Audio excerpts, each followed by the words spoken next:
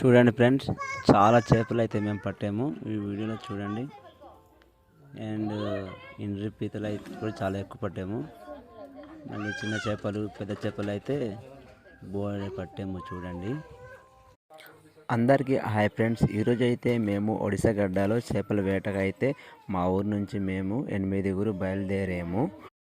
అలా జర్నీ చేసి వెళ్తున్నప్పుడు అయితే మావాడైతే చూడండి ఆటోలో ఎంత సౌండ్ చేస్తున్నా సరే కూర్చొని పడుకుంటున్నాడు. అలాగే మా అన్న అయితే చేపలు ఎలా పట్టాలి మీకు ఎక్కడ చూపిస్తానని చెప్తున్నాడు. మేము ఒడిశా అయితే వచ్చేసాము ఫ్రెండ్. చూడండి, అరకు జాంకోడ విలేజ్ దగ్గరలో అయితే ఈ ఒడిశా ఆనుకొని ఉంటుంది. ఈ గ్రామంకి అయితే మేము చట్వా గేట్ అని పిలుస్తాము. కొద్దిగా ముందుకు వచ్చిన తర్వాత అయితే మాకు గుడి కనిపించింది. ఈ గుడి పేరు అయితే గుమా అని పిలుస్తారు. ఇక్కడైతే నేను చేపల వేట బాగా జరగాలని ఆ దేవుడికైతే నేను దండం పెట్టుకున్నాను. మేమైతే గడ్డ దగ్గర అయితే వచ్చేసాము. ఆటో దిగి వెంటనే వెళ్ళి ఇప్పుడుకే 12 గంటలు అయిపోతుంది. తొందరగా వెళ్ళి చేపలు పట్టడానికి అయితే మా వాళ్ళందరూ బట్టలు ఇప్పేసి రెడీ అయిపోయారు.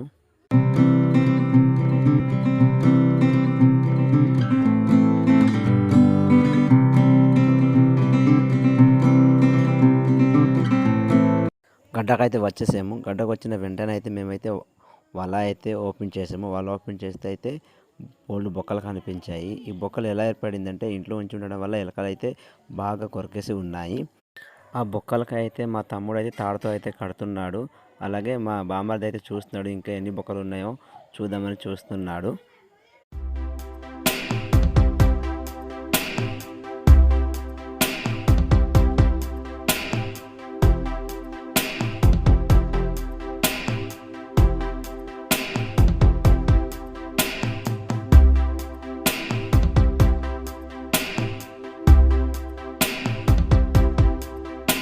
వచ్చి రాగానే మావాడైతే వెంటనే నేను సపరేట్గా పట్టుకుంటాను, మీరు 8 అయితే వేరుకు పట్టుకోండి, నేను ఒక్కడే వేరుకు పట్టుకుంటాను అని అన్నాడు.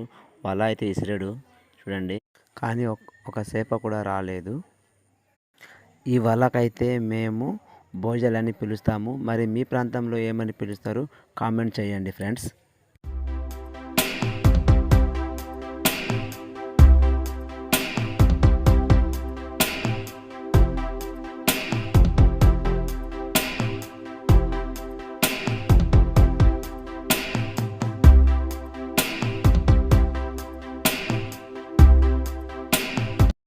మా వాళ్ళు అయితే గడ్డకి దిగి చుట్టుముట్టారు. చేపలకైతే చూసి అయితే చుట్టుముట్టారు.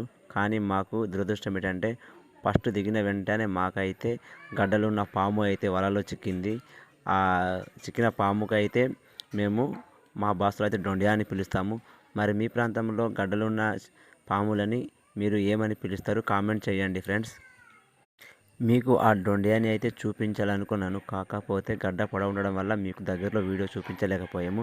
అలాగే చేపలు కూడా పడుతున్నారు, కాకపోతే ఏంటంటే అక్కడ గడ్డ పొడవు ఉండడం వల్ల మీకు దగ్గరలో వెళ్ళి చూపించలేకపోతున్నాను. మా తమ్ముడు అయితే అక్కడ పొడవు ఉంది దిగకు అంత చెప్పిన అయితే వినిపించకుండా దిగేసాడు. అక్కడ దిగేసిన వెంటనే అయితే మునిగిపోయే పరిస్థితి వచ్చింది. అందుకే ఈత కొట్టి బయలుదేరుతాను. చూడండి ఫ్రెండ్స్, ఈత కొడుతున్నాడు. ఇంత పొడవు ఉన్న గడలో అయితే మేము చేపలు వేటకైతే వచ్చాము. ఇంత పొడవు ఉంటుందని అస్సలు అనుకోలేదు. బట్ తప్పదు, ఇలా వచ్చాం కదా అని పొడవు లేని చోట అయితే వేటకైతే మేము చేస్తున్నాము.